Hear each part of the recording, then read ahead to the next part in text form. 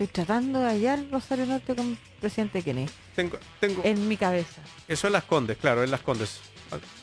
No sé si, no sé No, cuál po, es, Alto Las no Condes. podría decir, por eso no lo dije, Puede ser. porque no estoy, Bueno, Google Maps, por favor. no tengo el dato preciso cuál es el lugar donde Vaya se con Google está Maps. produciendo esto.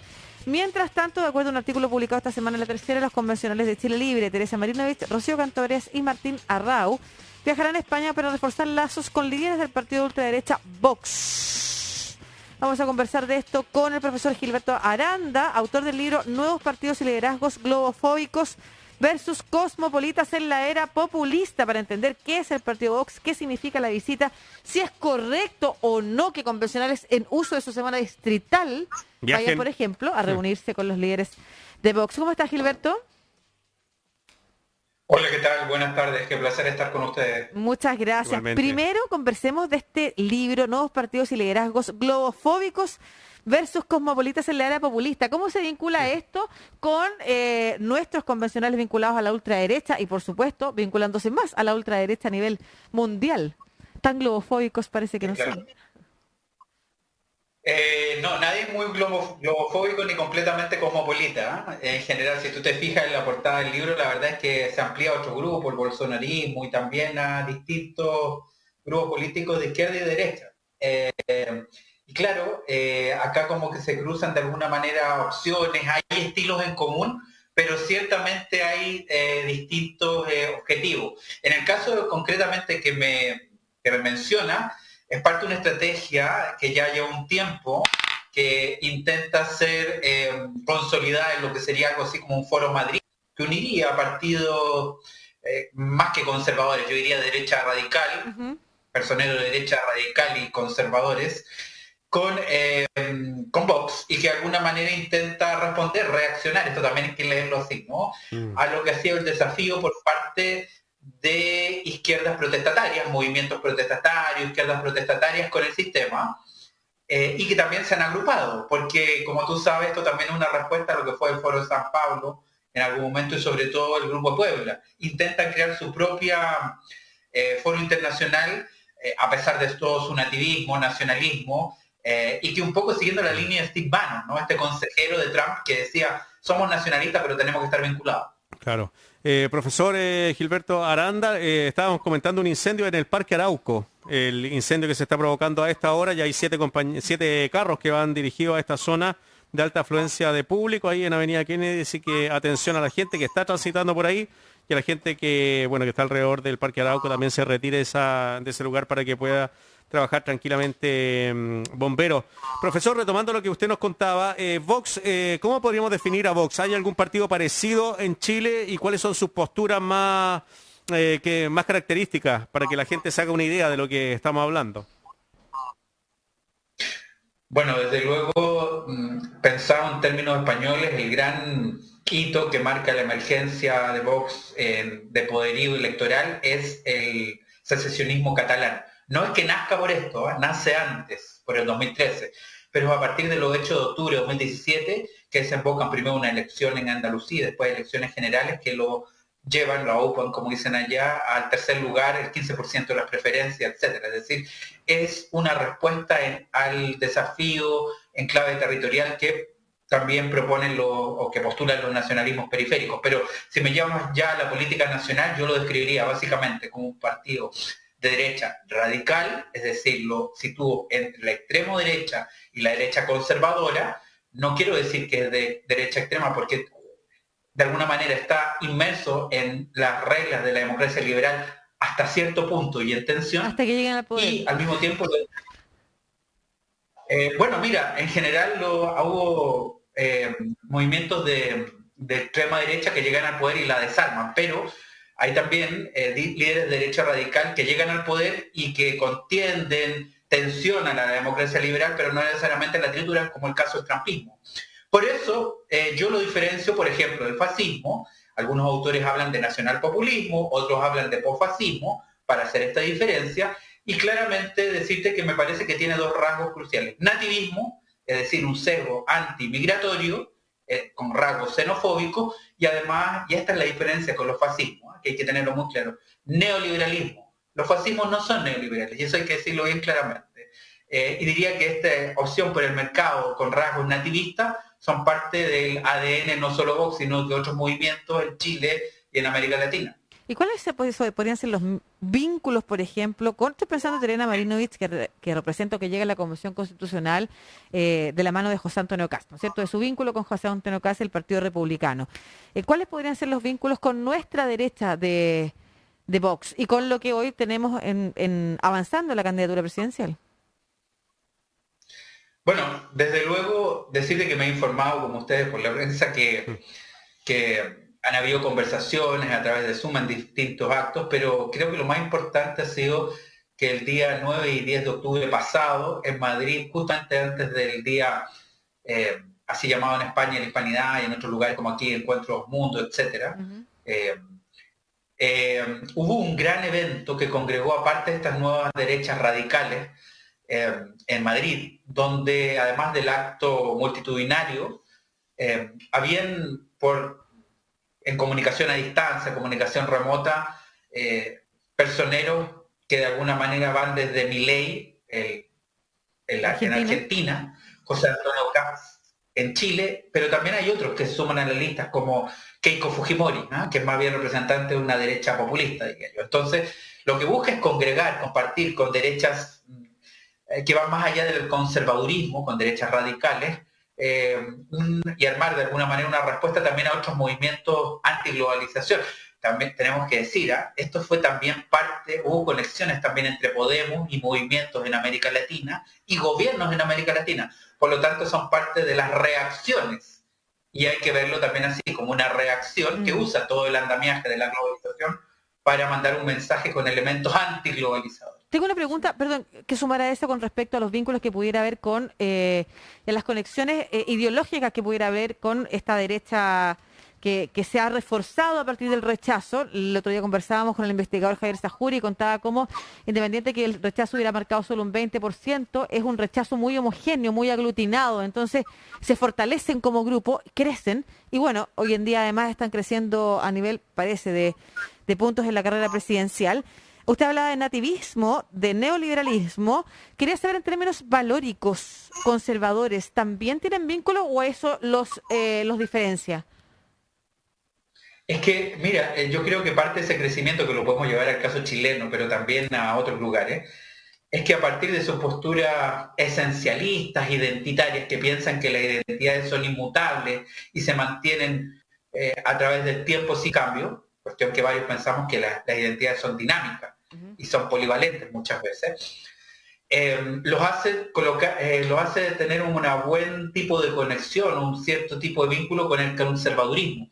Y muchas veces el crecimiento de estas derechas radicales es hacia sectores más bien conservadores que se sienten de alguna manera abandonados por ese mundo de derecha liberal más abierto a los cambios globales y encuentran refugio en este tipo de opciones. Por lo demás, tenemos que decirlo, en general en Europa, a menudo llegan al poder en asociación con otras formaciones, ya sean formaciones conservadoras, con formaciones populistas, con otro tipo de referentes partidarios. Es decir, hay un tipo de colaboración. Pero además tengo que decirte más. A veces también los sesgos antimigratorios son adoptados por otros partidos del establishment, incluso hacia la izquierda, que ven que es un tema que preocupa precisamente a su electorado. Claro, estamos hablando también de Vox, que es un partido que reivindica la figura de Franco, por ejemplo, en España, y también los valores católicos como parte esencial de su vida. Fíjate que yo después de investigar a Vox me quedo con la idea de que, aunque son elementos referenciados, no son necesariamente los únicos ni los centrales. Es decir, invitan a franquistas a participar y probablemente si vas a la Fundación Franco van a decirte, yo por ahí lo escuché, ¿no? Que por fin se sienten representados por alguien. Por fin se sienten representados por alguien, lo dicen así de simple. La verdad es que en general en sus discursos ellos apelan a un nacionalismo profundo, que puede ver incluso más allá, fíjate, del monarquismo. El monarquismo es, podría decir, el elemento simbólico que mejor encaja con sus ideas de el Estado-nación central y unitario, ¿eh? Central unitario. Pero ellos dicen que van más allá de Franco y del monarquismo, tienen una idea y en eso son tradicionalistas, no de una España inmutable y de tradiciones que van más allá de las épocas y de los tiempos. Una visión, yo diría, mítica de España. Y por lo tanto, yo diría más que leerlo en clave puramente católico, en clave civilizacional, ¿ah? A la Huntington, choque de civilizaciones, los cristianos contra los no cristianos, es decir, en el caso de Vox, los migrantes musulmanes. Eso quiere decir particularmente. Así que ciertamente hay que mirarlo con todo detalle. Claro. Sí, estaba pensando si usted considera, porque insisto, lo conversamos también desde otra perspectiva con el abogado Javier Sajuria, que nos decía que sí, pero no sé su opinión respecto de si considera que son peligrosos para la convivencia democrática estos grupos o su crecimiento, fortalecimiento. A ver, desde luego yo no opino como aquellos. Primero que quiero decir, yo tengo la impresión de que vivimos una sociedad multicultural, una sociedad diversa, y por supuesto, desde esa perspectiva, no es mi proyecto ni de país ni de sociedad, pero debo decirte de que a menudo las tácticas que se han desplegado en Europa, donde están bregando con este tipo de populismo, porque como tú sabes, hay muchos tipos de populismo, a la derecha y a la izquierda. Como en Europa tienen más o menos como entre 20 y 30 años interactuando con este tipo de populismo, la verdad es que lo que básicamente han esgrimido, que es cordones sanitarios, desde algunas formaciones, no ha detenido el flujo electoral, porque parte, fíjate, del disenso de personas que también se sienten postergadas por la apertura de la Unión Europea, por la llegada de migrantes, terminan recogiéndolo. Entonces, algunos piensan que hay que debatir directamente con ellos, pero más que sacarlos o arrojarlos fuera de todo tipo de discusión, creo que hay que hacer una discusión directa, abierta, alertando a la sociedad de alguna manera de sesgos autoritarios de este tipo de formaciones, o todo lo que sea parte de un discurso antiplural. Yo creo que eso hay que decirlo claramente. No son partidarios del pluralismo, tienen a veces miradas que coquetean con un centralismo autoritario, pero sí me parece que los cordones sanitarios o expulsarlos fuera es a la postre, en mi opinión, es un error. Es un error desde un punto de vista estratégico, pero la pregunta era si los considera peligrosos o no. O sea, cuando usted me dice tienen sesgos autoritarios, hay que debatirles esas propuestas poco plurales. ¿Qué me está diciendo? Que son grupos que conviven con la democracia liberal que conocemos, que es abierta, que es progresista, que está avanzando en términos de darle más derechos a aquellas minorías o a aquellos grupos que se han sentido no representados. Otra cosa es discutir si la estrategia correcta es tratar de excluirlos, como estuvieron además todo este tiempo en el que el progresismo avanzó, los 90, los 2000, lo que les hizo también tan hábiles con las redes sociales cuando empezaron a revelarse estos medios alternativos de difusión de propaganda, ¿no es cierto? Pero mi pregunta era no cuál es la mejor estrategia para mantenerlos arrinconados, sino que considera que hay que mantenerlos arrinconados. Yo lo que pienso es que hay que hacer un debate directo y honesto marcando las diferencias. Y que básicamente respecto a su mirada de una democracia, podríamos decir, limitada y parcial. Ahora, yo quiero ser bien honesto contigo. Hoy día la democracia liberal representativa está en tensión y está fuertemente interpelada. Es interpelada desde la izquierda y es interpelada desde la derecha. Es más, en Chile fue interpelada primero por el movimiento social, con toda razón, respecto a los rangos de la que habían. Y hoy día, y después de esa interpelación que de alguna manera desemboca en octubre del 2019, tenemos esta reacción de parte de sectores que finalmente se terminan congregando respecto a este otro discurso. Por lo tanto, lo que yo te diría, a mí lo que me interesa es debatir con los discursos antiplurales, y tú me dirías peligroso, no, yo digo que ellos no son partidarios de una democracia plural y de una democracia que de alguna manera le dé voz a todo el mundo, que es lo que me imagino, que básicamente en esa onda estoy. Y en ese sentido, más que motejarlo de peligroso, no, mi postura es que es un adversario con el cual hay que debatir directa y claramente. Más que un enemigo, que esa es un poco la visión que comparten a veces populismos de izquierda y derecha, verlos como adversarios. Te quiero recordar que partidos como Podemos en España, al otro lado, no tienen ningún problema en definirse como populistas. Y son muy diferentes, Podemos y Vox, completamente diferentes, pero tienen una cosa en común. tiene una visión maniquea de buenos y malos. Y así también es muy difícil construir casas comunes o espacios comunes. Es verdad. Un poco mi mirada, ¿no? Gilberto Aranda, analista internacional académico de la Universidad de Chile, hablando sobre este nuevo libro que tiene nuevos partidos y liderazgos globofóbicos versus cosmopolitas en la era populista. Profesor, muchas gracias. Me imagino que ya está en las librerías, pues.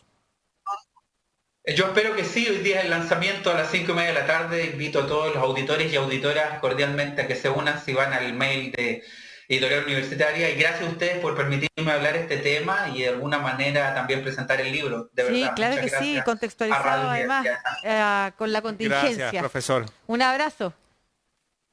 Gracias a ustedes, hasta luego, buenas tardes. Luego. Ya lo saben entonces, la Editorial Universitaria, Gilberto Aranda, Nuevos partidos y liderazgos globofóbicos versus cosmopolitas en la era populista, libro que se lanza hoy a las 5 de la tarde, pero que nos sirve mucho para reflexionar también sobre la contingencia.